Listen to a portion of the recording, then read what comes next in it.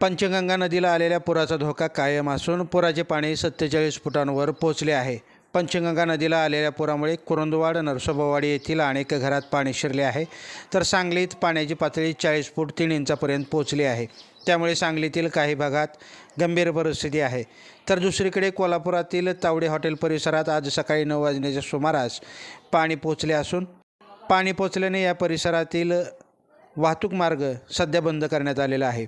ST. वाहतूक आणि इतर वाहतूक देखील बंद आहे.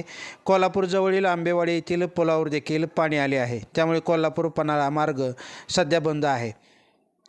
सांगलीतील ही पूरसदृश्य परिस्थितीचे दृश्य सुकुमार वांजुळे यांनी, तर कोल्हापुरातील पूरसदृश्य परिस्थितीचे दृश्य आमचे प्रतिनिधी अमोल मुदगल यांनी लाईव्ह महाराष्ट्र झोन न्यूजच्या यूट्यूब चॅनलला सबस्क्राईब करा, तसेच आमच्या फेसबुक पेजलाही फॉलो करा. पाणी सगळे नाही तिकडे